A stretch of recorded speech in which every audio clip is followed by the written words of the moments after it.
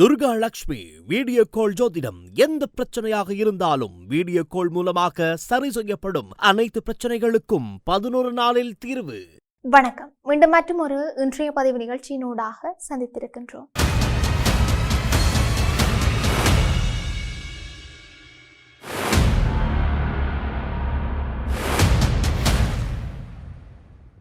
முன்னாள் ஜனாதிபதி மஹிந்த ராஜபக்சவின் மகன் யோஷித ராஜபக்சவுக்கு எதிரான பண மோசடி வழக்கு விசாரணைகளை தொடர அனுமதி அளிக்கப்பட்டிருக்கின்றது. கொழும்பு மேல் நீதிமன்றம் இந்த உத்தரவை பிறப்பித்திருக்கின்றது.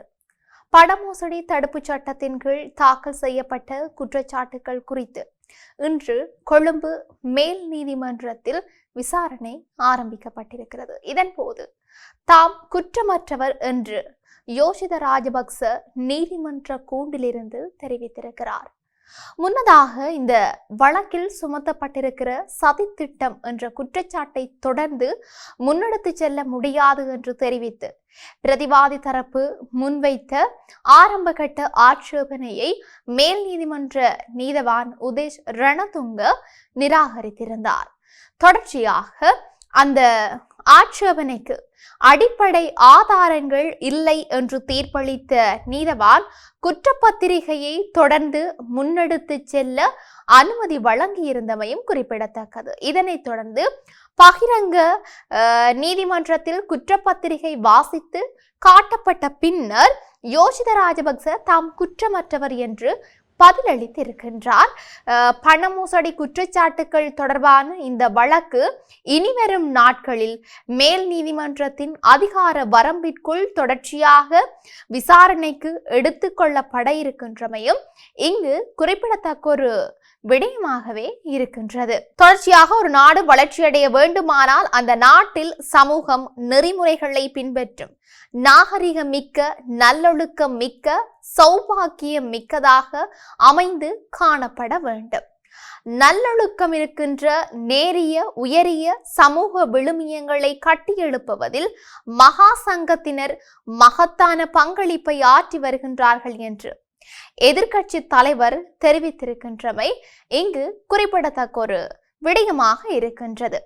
கிராமங்களிலும் நகரங்களிலும் அமைந்து காணப்படும் விகாரைகளை மையமாக கொண்ட புனித தலங்கள் சமூகத்தை நல்ல இடமாக மாற்றுவதில் சிறப்பான வகை பங்குகளை ஆற்றி வருகின்றன. மகா சங்கத்தினர் உள்ளிட்ட மத தலைவர்களுக்கு சமூகத்தில் பாதுகாப்பையும் பக்கபலத்தையும் பெற்றுக் கொடுக்க வேண்டும் என்று எதிர்க்கட்சி தலைவர் சஜித் பிரேமதாச தெரிவித்திருக்கின்றார்.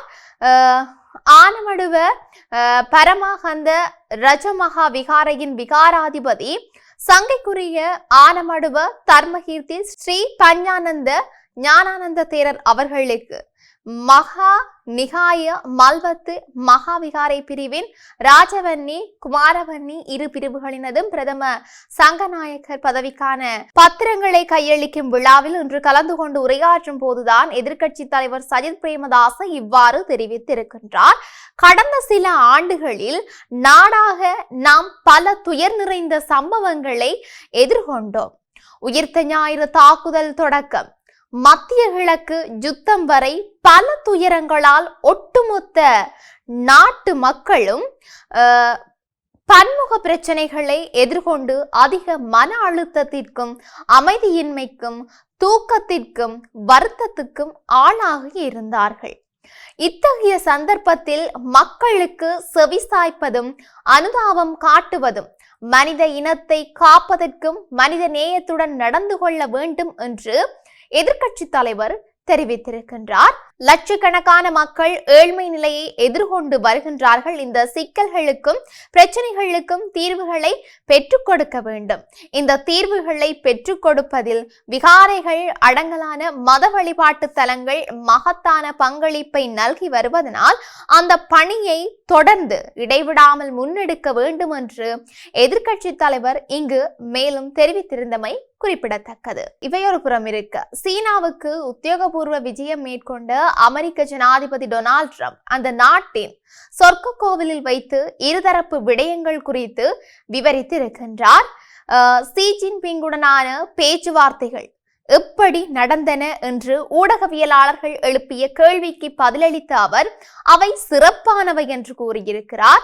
இதன்போது தாய்வான் குறித்து விவாதித்தார்களா என்பது பற்றிய தொடர் கேள்விகளுக்கு ட்ரம்ப் பதிலளிக்கவில்லை என்று தெரிவிக்கப்பட்டிருக்கின்றது. 600 ஆண்டுகள் பழமையான யுனெஸ்கோ உலக பாரம்பரிய தளமான பெய்ஜிங்கில் உள்ள சொர்க்க கோயிலுக்கு ட்ரம்பும் ஷி ஜின்பிங்கும் சென்றிருக்கிறார்கள். யுனெஸ்கோவின் கூற்றுப்படி இந்த கோயில் முதலில் மிங் வம்சத்தின் இறுதி காலத்தில் 1420 கட்டப்பட்டது. இது அரச பலிகளுக்காகவும் நல்ல விளைச்சலுக்காக பிரார்த்தனை செய்யவும் பயன்படுத்தப்பட்டிருக்கிறது. இந்த விஜயத்துக்கு முன்னதாக ஷி ஜின்பிங்குடன் நடத்தும் பல சந்திப்புகளின் போது ஈரானில் போர் தொடங்கிய போது இருந்ததை விட தன்னுடைய சீன சகாவுக்கு எதிரேதான் அமெரிக்கா அமர்ந்திருப்பார் என்று சுயாதீன சீன ஆய்வாளர்கள் விமர்சன கருத்துக்களை வெளியிட்டும் இருந்தார்கள்.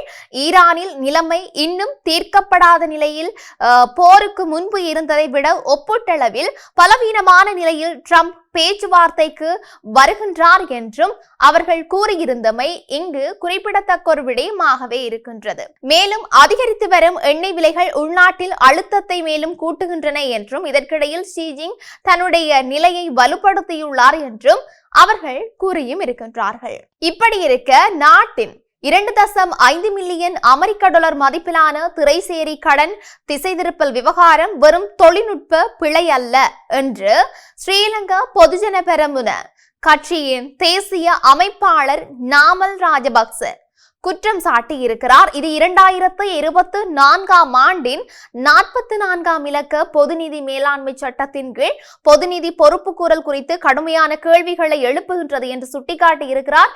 இது தொடர்பாக அவர் தன்னுடைய சமூக வலைதள பதிவில் குறிப்பிட்டிருக்கின்றார். அதாவது எக்ஸ் தளத்தில் தான் பதிவிட்டிருக்கின்றார். தொடர்ந்து பேசிய அவர் நாட்டின் நிதி ஒழுக்க வடிவமைப்பை பாதிக்கும் இத்தகைய நடவடிக்கைகள் குறித்து முறையான விசாரணைகள் நடத்தப்பட வேண்டும்.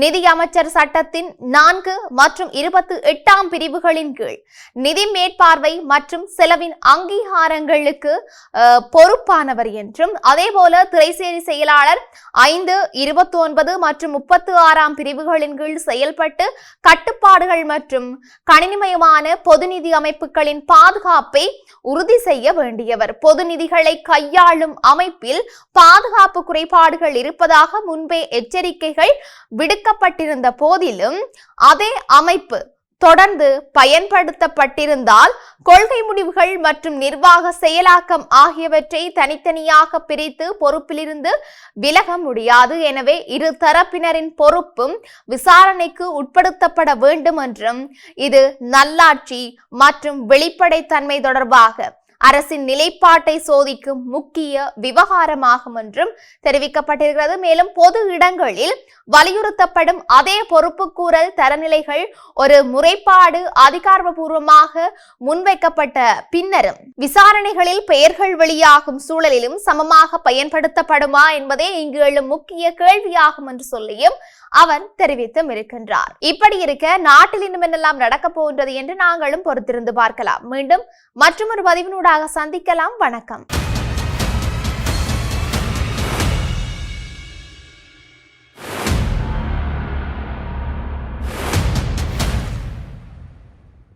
துர்கா லட்சுமி வீடியோ கால் ஜோதிடம் எந்த பிரச்சனையாக இருந்தாலும் வீடியோ கால் மூலமாக சரி செய்யப்படும். அனைத்து பிரச்சனைகளுக்கும் 11 நாளில் தீர்வு.